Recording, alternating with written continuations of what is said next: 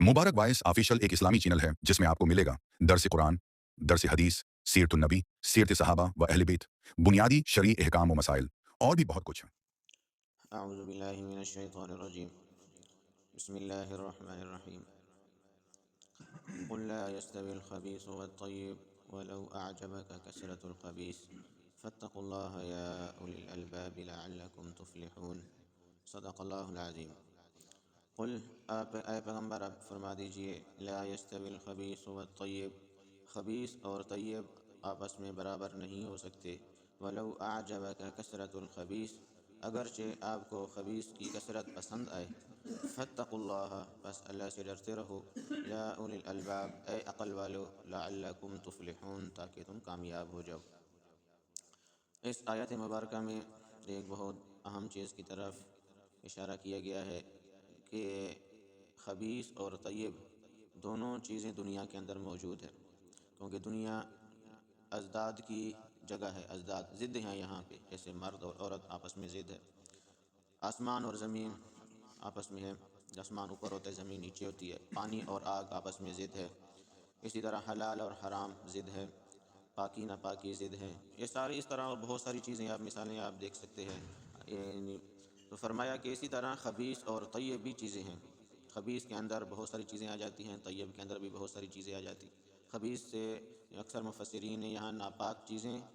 और हराम चीज़ें मुराद ली हैं, और तय्यब से उम्दा जय्यद चीज़ें, हलाल और पाक चीज़ें दुनिया के अंदर, चाहे वो माली एतबार से हों, चाहे वो अखलाकी एतबार से हों, चाहे वो आमाल के एतबार से हो। क्योंकि ये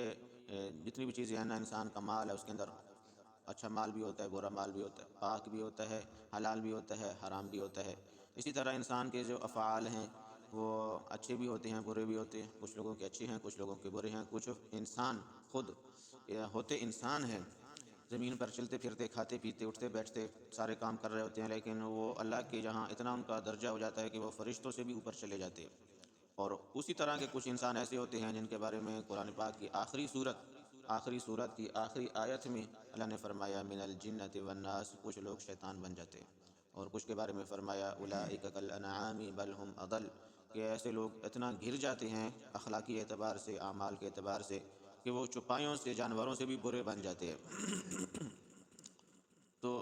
फरमाया कि ये दोनों चीज़ें बराबर नहीं हो सकती हैं। एक आदमी है वो फ़रिश्तों के से भी ज़्यादा मकाम अल्लाह के यहाँ रखता है, और एक बिल्कुल शैतान किस्म का आदमी है जो शैतान की जिसको देख के शर्माए। तो ये दोनों आपस में कैसे बराबर हो सकते हैं। इसी तरह एक आदमी हलाल माल कमाता है, हलाल माल थोड़ा होता है, हराम माल ज़्यादा होता है, क्योंकि हलाल माल के लिए मेहनत करनी पड़ती है, मुशक्क़त करनी पड़ती है। और हराम माल, एक रात को डाका डालो, करोड़ों रुपए आपके पास आ जाएंगे। सूद पे कारोबार करो, घर बैठे आपको रोज़ाना लाखों मिलेंगे। चोरी डकैती करो, यानी बिल्कुल बेमेहनत के आप यानी माल में खेल सकते हैं। और एक आदमी है कि वो पूरा दिन खपाता है अपने आप को, खून पसीना पाता है, उसकी हड्डियाँ गल जाती हैं, शाम को 1000 1500 रुपया लेके आते हैं। तो ये दोनों आप आपस में बराबर कैसे हो सकते हैं। दूसरी जगह पे सूरह 23वें पारे में अल्लाह ताला ने फरमाया, अफ़नजअलुल मुस्लिमीन कल मुजरिमीन, कि एक बात को मानने वाला, इताअत करने वाला वो आदमी है और दूसरा एक नाफरमान है। ये दोनों आदमी आप बराबर नहीं हो सकते। जिस तरह एक ही बर्तन में आप आग और पानी जमा नहीं कर सकते, नामुमकिन है, या आग रहेगी या पानी रहेगा। तो फरमाया कि कुल ला यस्तविल ख़बीस व तय्यब, ए पैगम्बर आप फरमा दीजिए कि अल्लाह के जहाँ ख़बीस और तय्यब, उम्दा और रद्दी माल बराबर नहीं हो सकते, या हराम माल और हराम माल कमाने वाला और हलाल माल कमाने वाला ये आपस में बराबर नहीं हो सकते हैं। और वो दो आदमी बराबर नहीं हो सकते जिसकी अखलाक इंतहाई उम्दा है, और एक आदमी जिसकी अखलाक इंतहाई गिरे हुए हैं, ये अल्लाह के यहाँ बराबर नहीं हो सकते हैं। दुनिया दारुल असबाब है, जिस तरह का इंसान रास्ता इख्तियार करेगा उसी रास्ते का जो अंजाम है उस तक पहुँचेगा। आप सल्लल्लाहु अलैहि वसल्लम ने एक दफ़ा बैठे हुए थे कच्ची ज़मीन के ऊपर, तो साहबा भी बैठे हुए थे, तो आपने एक सीधी लकीर लगाई, सीधी। तो आपने फरमाया, ये अल्लाह का और मेरा रास्ता है, सीधा रास्ता है, इसमें कोई कजी नहीं है, कोई चढ़ापन नहीं है, और जो इस रास्ते पे चलेगा इस रास्ते का अंजाम जन्नत है, मैं हूँ, अल्लाह है। दूसरा जो टेढ़ा मेढ़ा रास्ता है ये शैतान का जाम है। कभी जिस तरह की हवा चलती है ना, कटी पतंग होती है, जिस तरह हवा चलती है उधर भी वो पतंग जाती है। तो ये कभी ज़माना कि इसको इधर कभी धकेल देगा, कभी इधर धकेल देगा, कभी इसको देखेगा ये इस तरह का कारोबार कर रहा है, इसके पास बड़ा माल आ रहा है, उस तरफ चला जाएगा। ये नहीं देखेगा हराम तरीका है, हराम से आ रहा है, हलाल से आ रहा है। कभी किसी को देखेगा, कभी किसी को देखेगा, इसके पास फलां इतनी बड़ी गाड़ी है, इतनी जायदाद है, इतना बैंक बैलेंस, इतना स्टेटस है, इतना फलां फलां लटर पटर है, उस तरफ चला जाएगा। حرام مال کی حرام حلال کی تمیز ختم ہو جائے گی، عمدہ کی ردی کی تمیز ختم ہو جائے گی، تو یہ اللہ کے یہاں برابر نہیں ہو سکتے۔ ایک آدمی آیا آپ صلی اللہ علیہ وسلم کے پاس، شراب کی حرمت ابھی ابھی نازل ہوئی تھی، تو وہ کیونکہ شراب کا سوداگر تھا، تاجر تھا، کیونکہ پہلے تو شراب حرام نہیں تھی نا، یہ تو بہت بعد میں حرام ہوئی ہے، صحابہ بھی اور اس کی حرمت سے پہلے شراب پیا کرتے تھے، بلکہ شراب پی کی نماز بھی پڑھا کرتے تھے۔ اور جس طرح عبد الرحمن بن عوف کے بارے میں بتایا تھا رضی اللہ تعالیٰ عنہ، صرف صحابی رسول نہیں ہیں، بڑے جلیل القدر صحابی ہیں، عشرہ مبشرہ میں ان کا شمار ہے، عشرہ مبشرہ میں سے بھی ان صحابہ میں ہے جن کے بارے میں حضرت عمر رضی اللہ تعالیٰ عنہ نے اپنے آخری وقت میں فرمایا تھا کہ جو کمیٹی بنائی تھی نا اپنے بعد خلیفہ چننے کی، تو ان کو بھی ان کے اندر شامل کیا تھا کہ عبد الرحمن بن عوف یہ بھی اس کمیٹی کے اندر شامل ہیں جو خلیفہ بن سکتے ہیں، یعنی اتنے بڑے لیول کے صحابی ہیں۔ وہ بھی شراب پی کے نماز پڑھا رہے تھے، سورہ الکافرون پڑھی، تو قل یا ایھا الکافرون لا اعبد، لا کو تھوڑا لمبا نہیں کیا، لا اعبد پڑھا، تو لا اعبد اور لا اعبد میں زمین و آسمان کا فرق ہے۔ یہ عربی اس وجہ سے کہتے ہیں، عربی زبان ہم قرآن ہم کسی کو بھی سنائیں، حافظ کو، عالم کو، قاری کو ہم قرآن سنائیں کہ ایسا نہ ہم بڑی بڑی غلطیاں کر رہے ہوں، اور لا اعبد انسان پڑھے گا تو اس کا معنی یہ بنتا ہے کہ میں عبادت نہیں کرتا بتوں کی، اور جو لا اعبد پڑھے گا صرف لام کو لمبا کرنا ہے اور چھوٹا کرنا ہے، لا اعبد معنی بنتا ہے میں بتوں کی عبادت نہیں کرتا، اور لا اعبد کا معنی بنتا ہے کہ میں تو عبادت ہی بتوں کی کرتا ہوں۔ ہاں، تو عربی زبان کے اندر یہ تھوڑی سی کمی بیشی کی وجہ سے معنی کیا سے کیا بن جاتا ہے۔ اس وجہ سے ہمارے ہاں صرف ہم بچوں کو بیچتے ہیں کہ آپ پڑھو جا کے قاری صاحب کے پاس، ہم خود اپنے آپ کو اس سے مستثنا سمجھتے ہیں کہ ہمیں تو سب کچھ آتا ہے، ہمارا سب کچھ ٹھیک ہے۔ سب کچھ ٹھیک کہاں ہے؟ اگر ہم نماز سننا شروع ہو جائیں تو شاید ہی کوئی ایسا بندہ ہو جس کی نماز ٹھیک ہو، کلمہ تک ٹھیک نہیں ہے لوگوں کا، اور اپنے آپ کو بہت بڑی چیز سمجھتے ہیں، کہتے ہیں ہم تو بڑے مسلمان ہیں۔ تو وہ اب اسی طرح پڑھ رہے تھے، شراب پی ہوئی تھی تو نشہ چڑھا ہوا تھا، تو ان کو جب انسان کو نشہ چڑھتا ہے تو پھر اچھے برے کی تمیز ختم ہو جاتی ہے، تو انہوں نے یہی پڑھا لا اعبد ما تعبدون، کہ میں انہی کی عبادت کرتا ہوں، کھڑے اللہ کے سامنے ہیں نماز میں، لیکن بات کر رہے ہیں کہ میں تو بتوں کی عبادت کرتا ہوں۔ تو جب اس طرح کی صورتحال آئی تو پھر وہ آیات نازل ہو گئیں شراب کی، وہ لا تقربوا الصلاۃ وانتم سکارى، یہ شاید 10ویں پارے میں ہے کہ جب تم نشے کی حالت میں ہوا کرو تو نماز کے قریب بھی نہ جایا کرو۔ ہاں، اور پھر بھی شراب کی حرمت اس سے بھی بہت بعد میں نازل ہوئی ہے۔ ایک آدمی تھا، وہ سوداگر تھا، تاجر تھا شراب کا، تو اس نے جب سنا کہ اب شراب حرام ہو گئی ہے تو آپ صلی اللہ علیہ وسلم کے پاس آیا، کہا یا رسول اللہ، میرے پاس تو سارا جو کمایا ہوا ہے نا مال، وہ تو شراب کا ہے، شراب میں اب کیا کروں اس مال کا؟ کیا میں اس کو جہاد میں لگا دوں؟ کیا اس کو میں حج میں لگا دوں؟ کیا کروں؟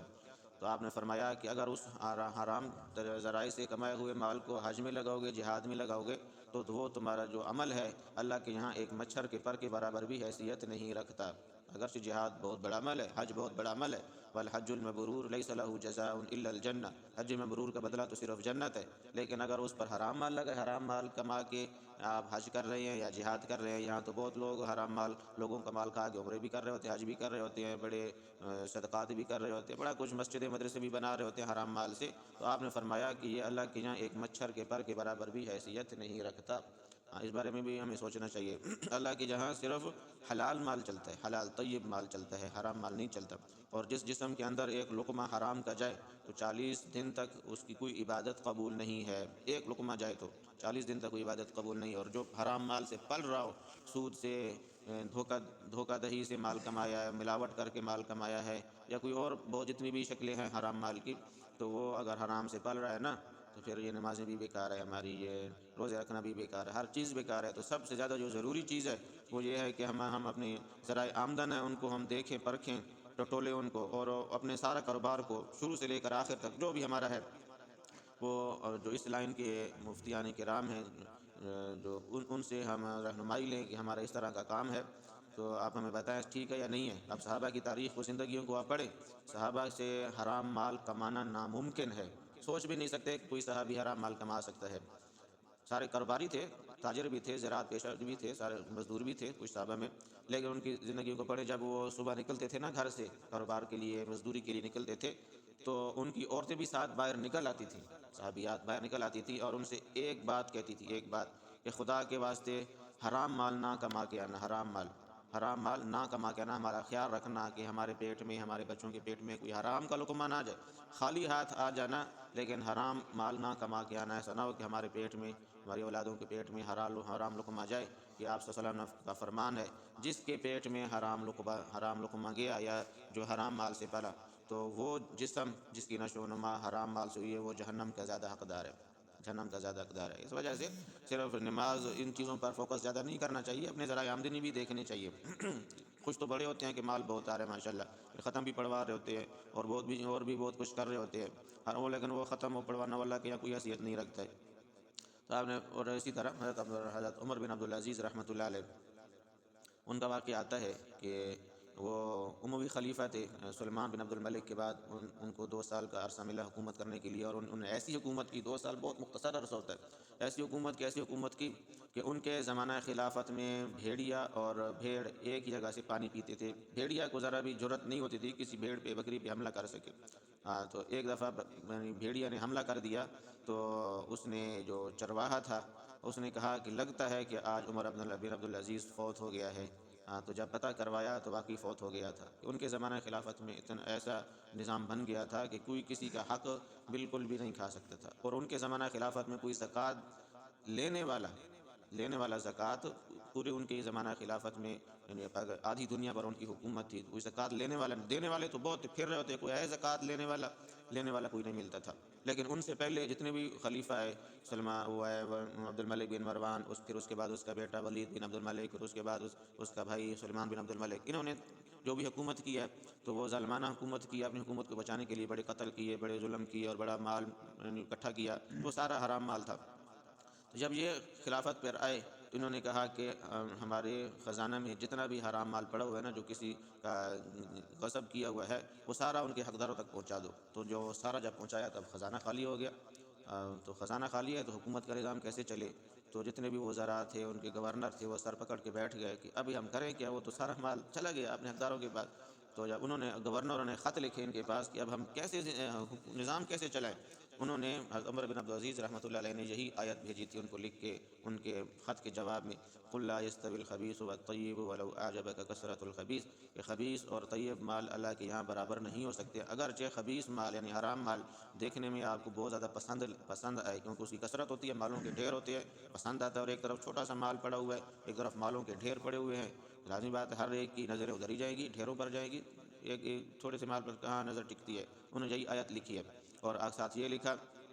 کہ جتنے ظالمانہ ٹیکس لوگوں سے لیے تھے نا وہ سارے واپس کر دو، جتنا تھوڑا بہت مال بچ جائے نا، وہ جو حلال طریقے سے ہمارے خزانے میں جمع ہوا ہے اسی سے ہمارے سارے نظام چل جائیں گے۔ اور پھر ایسا نظام چلا کہ 2 سال کے عرصے میں اللہ تعالیٰ نے ایسی فراوانی کی کہ کوئی زکوٰۃ لینے والا نہیں ملا، زکوٰۃ دینے والے پھر رہے ہوتے گلیوں میں کہ ہم پر زکوٰۃ فرض ہے، ہم نے اپنے مال کی زکوٰۃ نکالنی ہے، لیکن لینے والا کوئی نہیں تھا ایسا۔ تو اس پہ نہیں جانا چاہیے کہ یار یہ حلال مال میں تو ہمارا گزارا نہیں ہوتا، وہ تھوڑا ملتا ہے، اس تھوڑے میں اللہ تعالیٰ جو برکت ڈالتے ہیں نا، اس تھوڑے میں آپ جو کاروباری ہیں، جو دکاندار بیٹھے ہوئے ہیں، آپ منافع زیادہ نہ لیں، ایک تھوڑا سا معمولی سا منافع لیں، پھر دیکھیں اللہ کا کرشمہ، دیکھیں اس تھوڑے سے معمولی سے منافع میں اللہ تعالیٰ ایسی برکت ڈالیں گے کہ انسان سوچ بھی نہیں سکتا۔ اگر زیادہ منافع لیں گے، منافع تو زیادہ آئے گا، لیکن اس میں اللہ تعالیٰ برکت نکال دیں گے، پھر ایسے پر آپ کی ایسی بیماریاں آئیں گی، ایسے حادثات آئیں گے، ایسی پریشانیاں جائیں گی کہ جتنا آپ نے مال کمایا نا زیادہ منافع کے ساتھ، اس سے زیادہ آپ کی بیماریوں میں لگ جائیں گی، آگے پیچھے لگ جائیں گی۔ تو یہ ہم ظاہری چیزوں پر نہ دیں، انشاءاللہ اللہ تعالیٰ برکت ڈال دیں گے۔ فاتقوا اللہ یا اولی الالباب، بس اے لوگو اللہ سے ڈرتے رہو، اے عقل والو اللہ سے ڈرتے رہو۔ ایک سورہ المائدہ کے اندر ہم دیکھ رہے ہوں گے کہ ہر 2-3 آیات کے بعد اتقوا اللہ اتقوا اللہ اتقوا اللہ، تقوی کا بہت زیادہ بتایا گیا ہے۔ اے لوگو تقوی اختیار کرو، تقوی اختیار کرو۔ تقوی کیا ہے کہ اللہ کا ڈر انسان کے اندر پیدا ہو جائے، دل میں اللہ کا ڈر خوف پیدا ہو جائے، پھر جب اللہ کا ڈر خوف پیدا ہوتا ہے پھر انسان کوئی غلط کام نہیں کرتا، کوئی گناہ کا کام نہیں کرتا، چاہے وہ تنہا ہو چاہے وہ کہیں بھی ہو، وہ کیونکہ اللہ کا ڈر ہے تو اس میں پھر گناہ نہیں کر سکتا ہے۔ تو یہ بار بار جو تقوی کا لفظ دہرایا جا رہا ہے نا، ایک دفعہ کافی تھا، یہاں تو سینکڑوں دفعہ بیان کیا گیا ہے، اور یہاں ساتھ یہ بھی کہا گیا ہے اے عقل والو، اگر تم اپنے آپ کو سمجھتے ہو نا کہ ہمارے اندر عقل موجود ہے، پھر اللہ کا تقوی اختیار کرو، اللہ کا ڈر اپنے اندر پیدا کرو، لعلکم تفلحون، تاکہ تم کامیاب ہو جاؤ۔ یعنی تقوی والے ہی کامیاب ہیں، اگر تقوی دل کے اندر پیدا نہیں ہوا، اللہ کا خوف پیدا نہیں ہوا، پھر کامیابی بہت زیادہ مشکوک ہو جاتی ہے۔ اللہ تعالیٰ عمل کی توفیق عطا فرمائے۔